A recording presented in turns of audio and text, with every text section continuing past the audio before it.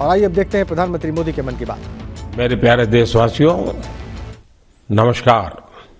2023 की यह पहली मन की बात और उसके साथ साथ इस कार्यक्रम का 97वां 97th एपिसोड भी है।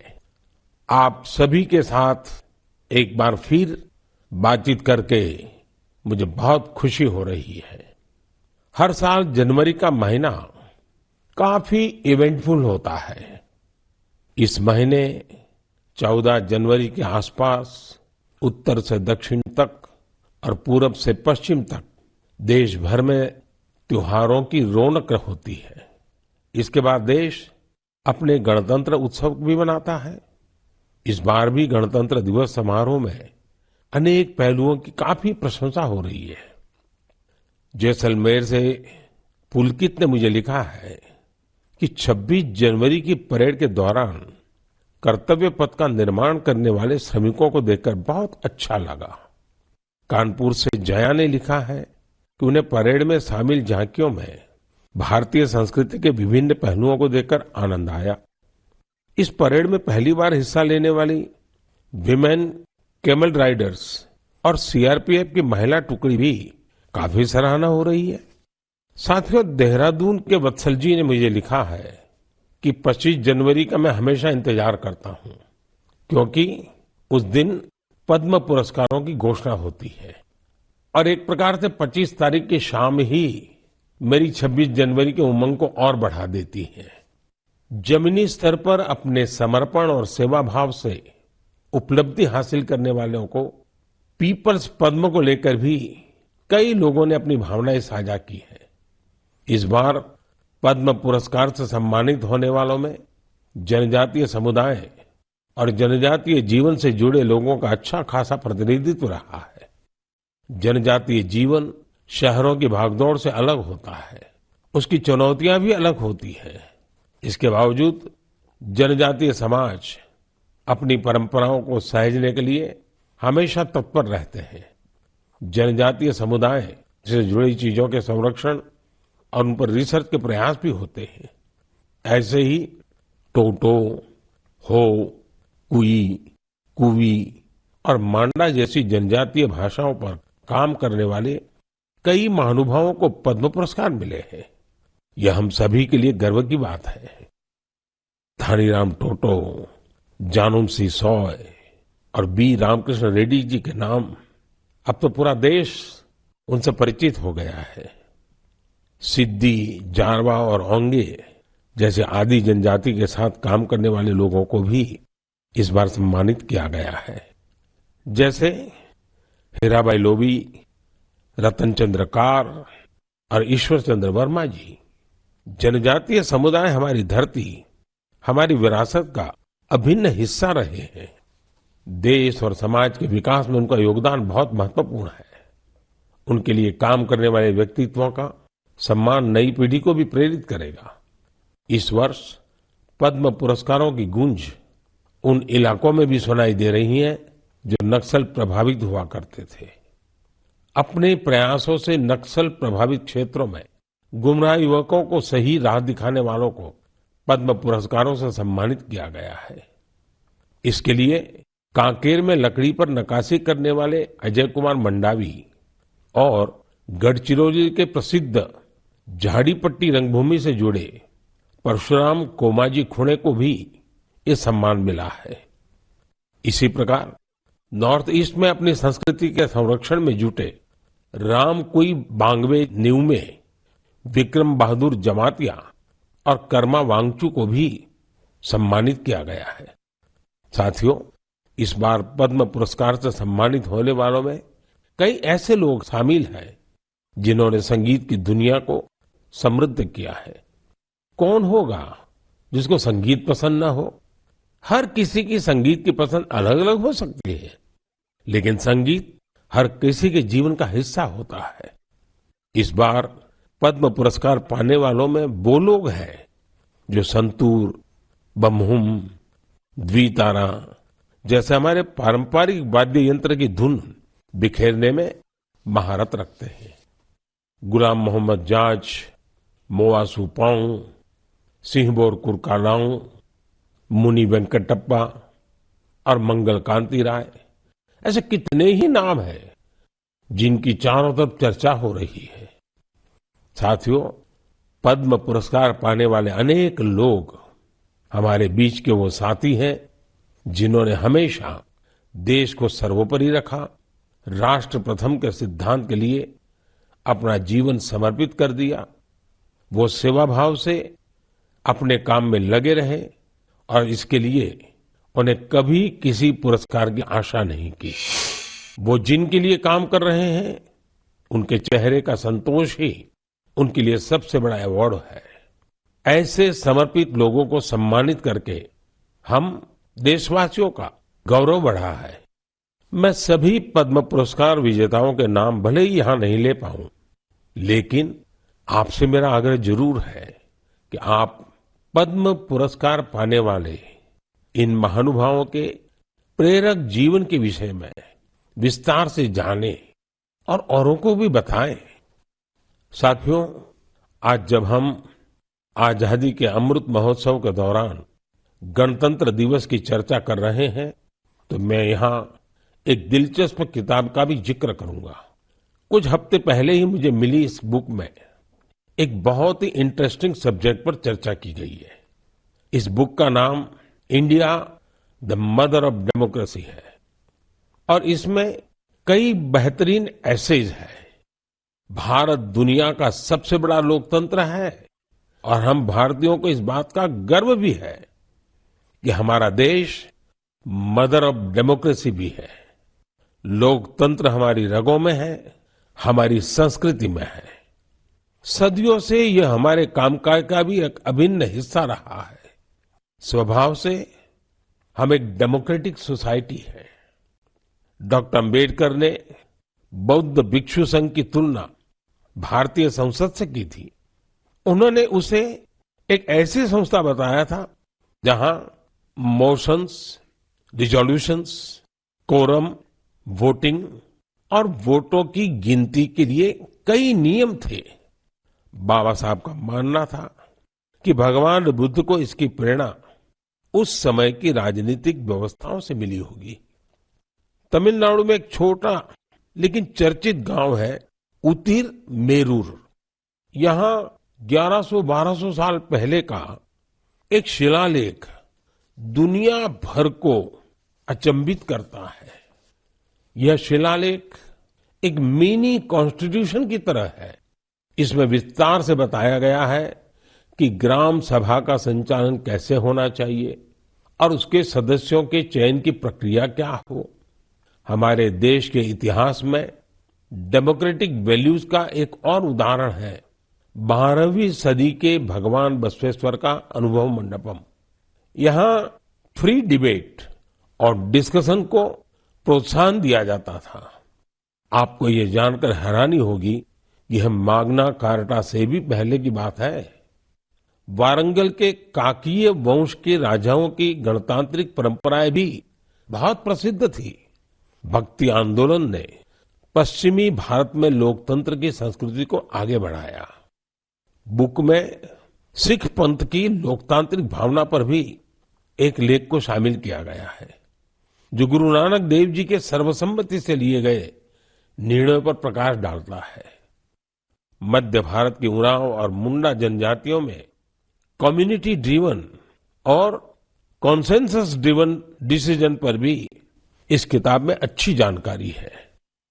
आप इस किताब को पढ़ने के बाद महसूस करेंगे कि कैसे देश के हर हिस्से में सदियों से लोकतंत्र की भावना प्रवाहित होती रही है। मदर ऑफ डेमोक्रेसी के रूप में हमें निरंतर इस विषय का गहन चिंतन भी करना चाहिए, चर्चा भी करना चाहिए और दुनिया को अवगत भी कराना चाहिए। इससे देश में लोकतंत्र की भावना और प्रगाढ़ होगी। मेरे प्यारे देशवासियों, अगर मैं आपसे पूछूं कि योग दिवस और हमारे विभिन्न तरह के मोटे अनाजों मिलेट्स में क्या कॉमन है, तो आप सोचेंगे ये भी क्या तुलना हुई। अगर मैं आपसे कहूं कि दोनों में काफी कुछ कॉमन है तो आप हैरान हो जाएंगे। दरअसल संयुक्त राष्ट्र ने इंटरनेशनल योगा डे और इंटरनेशनल ईयर ऑफ मिलेट्स दोनों का ही निर्णय भारत के प्रस्ताव के बाद लिया है। दूसरी बात ये कि योग भी स्वास्थ्य से जुड़ा है और मिलेट्स भी सेहत में महत्वपूर्ण भूमिका निभाता है। तीसरी बात और महत्वपूर्ण है, दोनों ही अभियानों में जन भागीदारी की वजह से क्रांति आ रही है। जिस तरह लोगों ने व्यापक स्तर पर सक्रिय भागीदारी करके योग और फिटनेस को अपने जीवन का हिस्सा बनाया है, उसी तरह मिलेट्स को भी लोग बड़े पैमाने पर अपना रहे हैं। लोग अब मिलेट्स को अपने खान पान का हिस्सा बना रहे हैं। इस बदलाव का बहुत बड़ा प्रभाव भी दिख रहा है। इससे एक तरफ वो छोटे किसान बहुत उत्साहित हैं जो पारंपरिक रूप से मिलेट्स का उत्पादन करते थे। वो इस बात से बहुत खुश हैं कि दुनिया अब मिलेट्स का महत्व समझने लगी है। दूसरी तरफ एफपीओ और एंटरप्रेन्योर्स ने मिलेट्स को बाजार तक पहुंचाने और उसे लोगों तक उपलब्ध कराने के प्रयास शुरू कर दिए हैं। आंध्र प्रदेश के नांदयाल जिले के रहने वाले केवी रामा सुब्बा रेड्डी जी ने मिलेट्स के लिए अच्छी खासी सैलरी वाली नौकरी छोड़ दी। माँ के हाथों से बने मिलेट्स के पकवानों का स्वाद कुछ ऐसा रचा बसा था कि इन्होंने अपने गांव में बाजरे की प्रोसेसिंग यूनिट ही शुरू कर दी। सुब्बा रेड्डी जी लोगों को बाजरे के फायदे भी बताते हैं और उसे आसानी से उपलब्ध भी कराते हैं। महाराष्ट्र में अलीबाग के पास केनाड गांव की रहने वाली शर्मिला ओसवाल जी पिछले 20 साल से मिलेट्स की पैदावार में यूनिक तरीके से योगदान दे रही है। वो किसानों को स्मार्ट एग्रीकल्चर की ट्रेनिंग दे रही है। उनके प्रयासों से न सिर्फ मिलेट्स की उपज बढ़ी है, बल्कि किसानों की आय में भी वृद्धि हुई है। अगर आपको छत्तीसगढ़ के रायगढ़ जाने का मौका मिले तो यहाँ के मिलेट्स कैफे जरूर जाइएगा। कुछ ही महीने पहले शुरू हुए इस मिलेट्स कैफे में चीला, डोसा, मोमोज, पिज्जा और मंचूरियन जैसे आइटम खूब पॉपुलर हो रहे हैं। मैं आपसे एक और बात पूछूं, आपने एंटरप्रेन्योर शब्द सुना होगा, लेकिन क्या आपने मिलेटप्रेन्योर सुना है क्या? ओडिशा की मिलेटप्रेन्योर्स आजकल खूब सुर्खियों में है। आदिवासी जिले सुंदरगढ़ की करीब 1,500 महिलाओं का self help group Odisha millets mission से जुड़ा हुआ है। यहाँ महिलाएं मिलेट से कुकीज, रसगुल्ला, गुलाब जामुन और केक तक बना रही है। बाजार में इनकी खूब डिमांड होने से महिलाओं की आमदनी भी बढ़ रही है। कर्नाटका के कलबुर्गी में Aland Bhutai millets farmers producer company ने पिछले साल Indian institute of millets research की देखरेख में काम शुरू किया। यहाँ के खाकरा, बिस्कुट और लड्डू लोगों को भा रहे हैं। कर्नाटका के ही बीदर जिले में हुलसूर मिलेट प्रोड्यूसर कंपनी से जुड़ी महिलाएं मिलेट्स की खेती के साथ ही उसका आटा भी तैयार कर रही है। इससे इसकी कमाई भी काफी बढ़ रही है। प्राकृतिक खेती से जुड़े छत्तीसगढ़ के संदीप शर्मा जी के एफपीओ से आज 12 राज्यों के किसान जुड़े हैं। बिलासपुर का यह एफपीओ 8 प्रकार के मिलेट्स का आटा और उसके व्यंजन बना रहा है। साथियों, आज हिंदुस्तान के कोने कोने में G20 की समिट्स लगातार चल रही है और मुझे खुशी है कि देश के हर कोने में जहां भी G20 की समिट हो रही है, मिलेट से बने पौष्टिक और स्वादिष्ट व्यंजन उसमें शामिल होते हैं। यहाँ बाजार से बनी खिचड़ी, पोहा, खीर और रोटी के साथ ही रागी से बने पायसम, पूड़ी और डोसा जैसे व्यंजन भी परोसे जाते हैं। G20 के सभी वेन्यूज पर मिलेट एग्जीबिशन में मिलेट से बनी हेल्थ ड्रिंक, सीरियल्स और नूडल्स को शोकेस किया गया। दुनिया भर में इंडियन मिशंस भी इनकी लोकप्रियता बढ़ाने के लिए भरपूर प्रयास कर रहे हैं। आप कल्पना कर सकते हैं कि देश का ये प्रयास और दुनिया में बढ़ने वाली मिलेट्स की डिमांड हमारे छोटे किसानों को कितनी ताकत देने वाली है।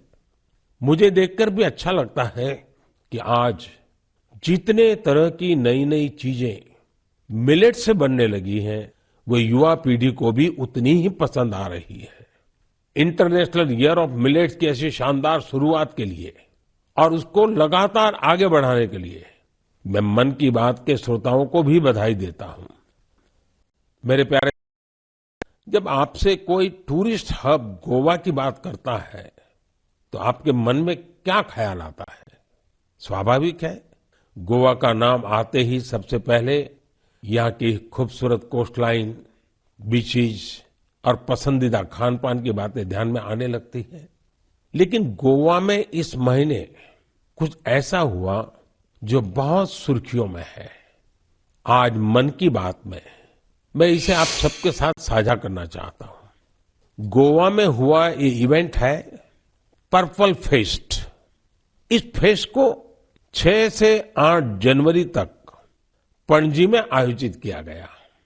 दिव्यांग जनों के कल्याण को लेकर यह अपने आप में एक अनूठा प्रयास था। पर्पल फेस्ट कितना बड़ा मौका था, इसका अंदाजा आप सभी इस बात से लगा सकते हैं कि 50,000 से भी ज्यादा हमारे भाई बहन इसमें शामिल हुए।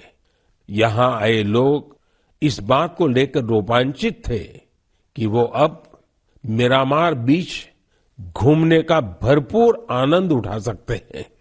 दरअसल मिरामार बीच हमारे दिव्यांग भाई बहनों के लिए गोवा के एक्सेसिबल बीचेज में से एक बन गया है। यहां पर cricket tournament, table tennis tournament, marathon competition के साथ ही एक डीप ब्लाइंड कन्वेंशन भी आयोजित किया गया। यहां यूनिक बर्ड वॉचिंग प्रोग्राम के अलावा एक फिल्म भी दिखाई गई। इसके लिए विशेष इंतजाम किए गए थे ताकि हमारे सभी दिव्यांग भाई बहन और बच्चे इसका पूरा आनंद ले सके। पर्पल फेस्ट की एक खास बात इसमें देश के प्राइवेट सेक्टर की भागीदारी भी रही। उनकी ओर से ऐसे प्रोडक्ट्स को शोकेस किया गया जो दिव्यांग फ्रेंडली है। इस फेस्ट में दिव्यांग कल्याण के प्रति जागरूकता बढ़ाने के अनेक प्रयास देखे गए। पर्पल फेस्ट को सफल बनाने के लिए मैं इसमें हिस्सा लेने वाले सभी लोगों को बधाई देता हूं। इसके साथ ही उन वॉलंटियर्स का भी अभिनंदन करता हूं जिन्होंने इसे ऑर्गेनाइज करने के लिए रात दिन एक कर दिए। मुझे पूरा विश्वास है कि एक्सेसिबल इंडिया के हमारे विजन को साकार करने में इस प्रकार के अभियान बहुत ही कारगर साबित होंगे। मेरे प्यारे देशवासियों, अब मन की बात में मैं एक ऐसे विषय पर बात करूंगा जिसमें आपको आनंद भी आएगा, गर्व भी होगा और मन कह उठेगा, वाह भाई वाह, दिल खुश हो गया। देश के सबसे पुराने साइंस इंस्टीट्यूशंस में से एक बेंगलुरु का इंडियन इंस्टीट्यूट ऑफ साइंस यानी IISc एक शानदार मिसाल पेश कर रहा है। मन की बात में मैं पहले इसकी चर्चा कर चुका हूं कि कैसे इस संस्थान की स्थापना के पीछे भारत की 2 महान विभूतियां जमशेदजी टाटा और स्वामी विवेकानंद की प्रेरणा रही है। तो आपको और मुझे आनंद और गर्व दिलाने वाली बात यह है कि साल 2022 में इस संस्थान के नाम कुल 145 पेटेंट्स रहे हैं। इसका मतलब है हर 5 दिन में 2 पेटेंट्स। ये रिकॉर्ड अपने आप में अद्भुत है। इस सफलता के लिए मैं IISc की टीम को भी बधाई देना चाहता हूं। साथियों, आज पेटेंट फाइलिंग में भारत की रैंकिंग 7वीं और ट्रेडमार्क्स में 5वीं है। सिर्फ पेटेंट्स की बात करें तो पिछले 5 वर्षों में इसमें करीब 50% की वृद्धि हुई है। ग्लोबल इनोवेशन इंडेक्स में भी भारत की रैंकिंग में जबरदस्त सुधार हुआ है और अब वो 40वें पर आ पहुंची है। जबकि 2015 में भारत ग्लोबल इनोवेशन इंडेक्स में 80 नंबर के भी पीछे था। एक और दिलचस्प बात मैं आपको बताना चाहता हूं। भारत में पिछले 11 वर्षों में पहली बार डोमेस्टिक पेटेंट फाइलिंग की संख्या फॉरेन फाइलिंग से अधिक देखी गई है। ये भारत के बढ़ते हुए वैज्ञानिक सामर्थ्य को भी दिखाता है। साथियों, हम सभी जानते हैं कि 21वीं सदी की ग्लोबल इकोनॉमी में नॉलेज ही सर्वोपरि है। मुझे विश्वास है कि भारत के टेकेड का सपना हमारे इनोवेटर्स और उनके पेटेंट्स के दम पर जरूर पूरा होगा। इससे हम सभी अपने ही देश में तैयार वर्ल्ड क्लास टेक्नोलॉजी और प्रोडक्ट का भरपूर लाभ ले सकेंगे। मेरे प्यारे देशवासियों, नमो ऐप पर मैंने तेलंगाना के इंजीनियर विजय जी की एक पोस्ट देखी। इसमें विजय जी ने ई वेस्ट के बारे में लिखा है। विजय जी का आग्रह है कि मैं मन की बात में इस पर चर्चा करूं। इस कार्यक्रम में पहले भी हमने वेस्ट टू वेल्थ यानी कचरे से कंचन के बारे में बातें की है, लेकिन आइए आज इसी से जुड़ी ई वेस्ट की चर्चा करते हैं। साथियों, आज हर घर में मोबाइल फोन, लैपटॉप, टैबलेट जैसी डिवाइसेस आम हो चली है। देश भर में इनकी संख्या बिलियंस में होगी। आज के लेटेस्ट डिवाइस भविष्य के ई वेस्ट भी होते हैं। जब भी कोई नई डिवाइस खरीदता है या फिर अपनी पुरानी डिवाइस को बदलता है, तो यह ध्यान रखना जरूरी हो जाता है कि उसे सही तरीके से डिस्कार्ड किया जाता है या नहीं। अगर ई वेस्ट को ठीक से डिस्पोज नहीं किया गया तो यह हमारे पर्यावरण को भी नुकसान पहुंचा सकता है। लेकिन अगर सावधानी पूर्वक ऐसा किया जाता है तो ये रिसाइकल और रीयूज की सर्कुलर इकोनॉमी की बहुत बड़ी ताकत बन सकता है। संयुक्त राष्ट्र की एक रिपोर्ट में बताया गया था कि हर साल 50 मिलियन टन ई वेस्ट फेंका जा रहा है। आप अंदाजा लगा सकते हैं कि कितना होता है। मानव इतिहास में जितने कमर्शियल प्लेन बने हैं, उन सभी का वजन मिला दिया जाए तो भी जितना ई वेस्ट निकल रहा है उसके बराबर नहीं होगा। ये ऐसा है जैसे हर सेकंड 800 लैपटॉप फेंक दिए जा रहे हो। आप जानकर चौंक जाएंगे कि अलग अलग प्रोसेस के जरिए इस ई वेस्ट से करीब 17 प्रकार के प्रेशियस मेटल्स निकाले जा सकते हैं। इसमें गोल्ड, सिल्वर, कॉपर और निकल शामिल है। इसलिए ई वेस्ट का सदुपयोग करना कचरे को कंचन बनाने से कम नहीं है। आज ऐसे स्टार्टअप्स की कमी नहीं जो इस दिशा में इनोवेट काम कर रहे हैं। आज करीब 500 ई वेस्ट रिसाइकलर्स इस क्षेत्र से जुड़े हैं और बहुत सारे नए उद्यमियों को भी इससे जोड़ा जा रहा है। इस सेक्टर ने हजारों लोगों को सीधे तौर पर रोजगार भी दिया है। बेंगलुरु की ई परिसरा ऐसे ही एक प्रयास में जुटी है। इसने प्रिंटेड सर्किट बोर्ड्स की कीमती धातुओं को अलग करके ही स्वदेशी टेक्नोलॉजी विकसित की है। इसी तरह मुंबई में काम कर रही इकोरिको ने मोबाइल ऐप से ई वेस्ट को कलेक्ट करने का सिस्टम तैयार किया है। उत्तराखंड के रुड़की की एटेरो रिसाइकलिंग ने तो इस क्षेत्र में दुनिया भर में कई पेटेंट्स हासिल किए हैं। इसने भी खुद की ई वेस्ट रिसाइकल टेक्नोलॉजी तैयार कर काफी नाम कमाया है। भोपाल में मोबाइल ऐप और वेबसाइट कबाड़ीवाला के जरिए टनों ई वेस्ट एकत्र किया जा रहा है।